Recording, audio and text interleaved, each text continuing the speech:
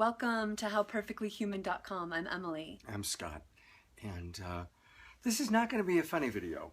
It's going to be more of a serious one. Have you ever had an ex-lover that you had a lot of pain around who then just all of a sudden showed back up in your life, or you ran into them somewhere? Right. Have you ever gone through that awkward scene? Well, I just did. Oh, yes. And she, I was in a relationship for 5 years. We lived together. We were very bonded. We had big dreams and visions, and it all crashed. And there was a lot of pain at the end. Bankruptcies and hard. Ended 14 years ago. For a few years, we kind of tried to be friends, and it was rocky.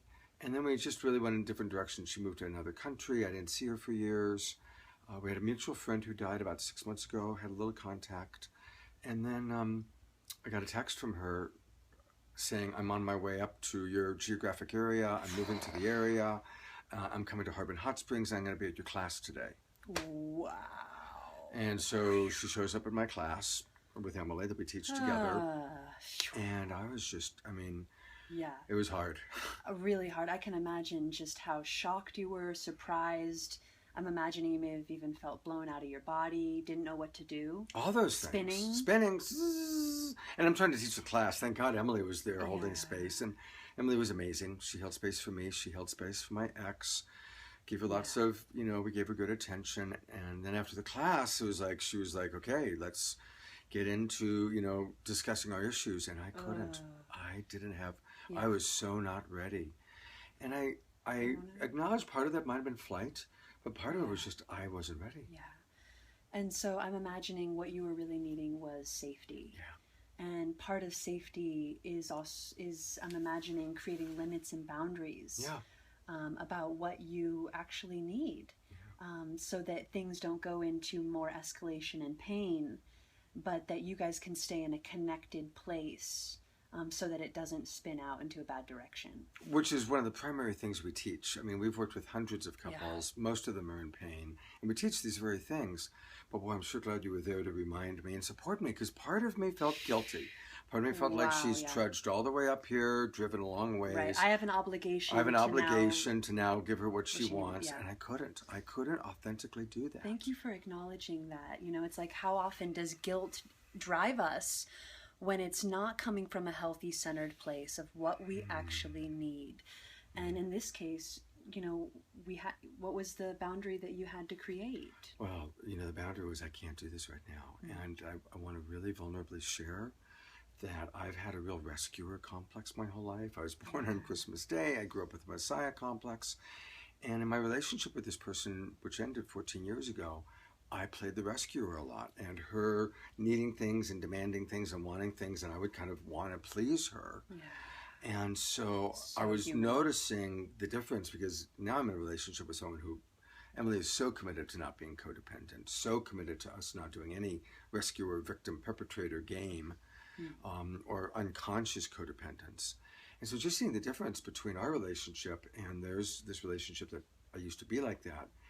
But I guess I did good, because I didn't fall back into my old way. You did great. You did great. And there was a perfectly human way that, because, the needs that were driving his ex were connection, communication, moving toward resolution, wanting to be understood. Yeah, she really wanted Really that. wanting to be understood for her pain, for probably the importance of certain aspects of the relationship, or certain things that in her world didn't go well.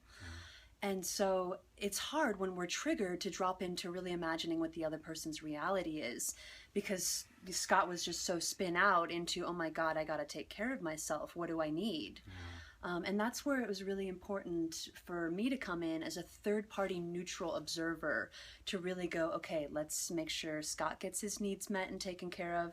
Let's make sure that his ex has her needs validated, and also that she can feel understood and get the empathy that she needs.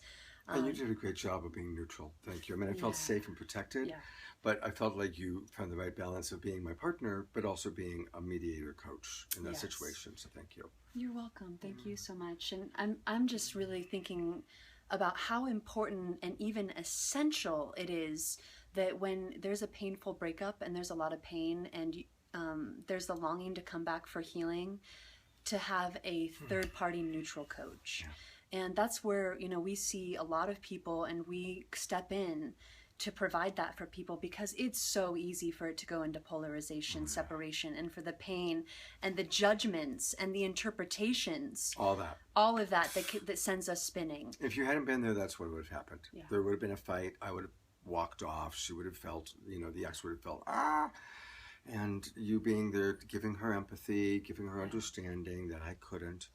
I was able to acknowledge her courage. I did realize, you did, you know, it took a lot of courage for her to come all the way up, come to our class, see us having the kind of relationship she had wanted to have with me in some ways, different profession, but similar. And so I acknowledged her courage. Yeah. And anyway, this was not a funny video. We have a lot of really wonderful, funny, silly videos at our How Perfectly Human YouTube channel, or at howperfectlyhuman.com.